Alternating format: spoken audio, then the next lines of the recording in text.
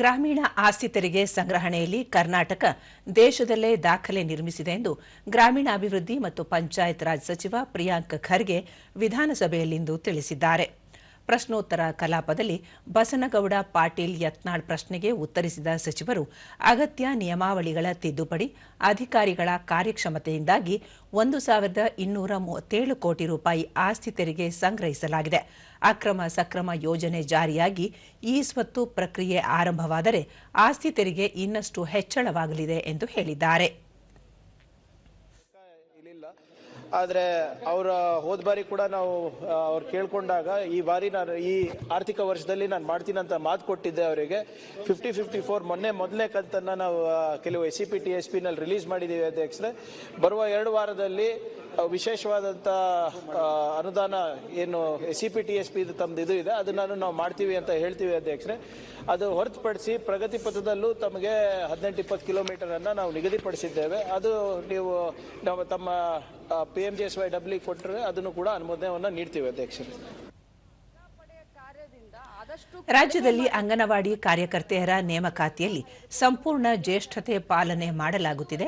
ಈ ಸಂಬಂಧ ಜಿಲ್ಲಾಧಿಕಾರಿಗಳ ಅಧ್ಯಕ್ಷತೆಯಲ್ಲಿ ಸಮಿತಿ ರಚಿಸಲಾಗಿದೆ ಎಂದು ಮಹಿಳಾ ಮತ್ತು ಮಕ್ಕಳ ಕಲ್ಯಾಣ ಸಚಿವೆ ಲಕ್ಷ್ಮೀ ಹೆಬ್ಬಾಳ್ಕರ್ ಹೇಳಿದ್ದಾರೆ.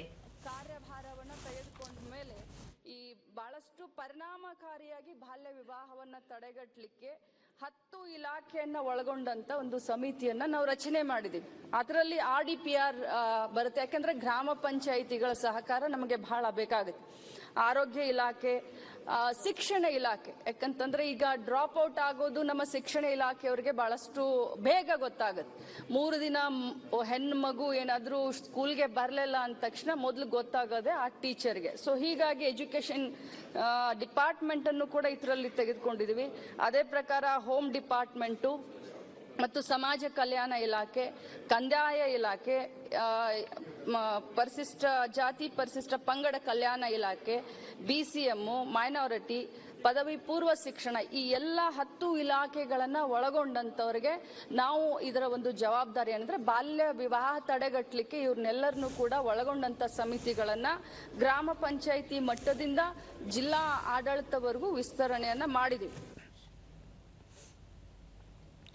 ರಾಜ್ಯದ ವಿವಿಧ ಭಾಗಗಳಲ್ಲಿ ಸಾಂಸ್ಕೃತಿಕ ಭವನಕ್ಕೆ ಆದ್ಯತೆ ಮೇರೆಗೆ ಅನುದಾನ ಬಿಡುಗಡೆ ಮಾಡಲಾಗುತ್ತಿದೆ ಎಂದು ಕನ್ನಡ ಮತ್ತು ಸಂಸ್ಕೃತಿ ಸಚಿವ ಶಿವರಾಜ್ ಸಿಂಗ್ ತಂಗಡಗಿ ಹೇಳಿದ್ದಾರೆ.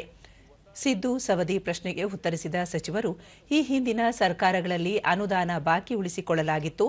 ನಮ್ಮ ಸರ್ಕಾರ ಬಂದ ನಂತರ ಆದ್ಯತೆ ಮೇರೆಗೆ ಅನುದಾನ ಬಿಡುಗಡೆ ಮಾಡಲಾಗುತ್ತಿದೆ ಎಂದು ಹೇಳಿದರು.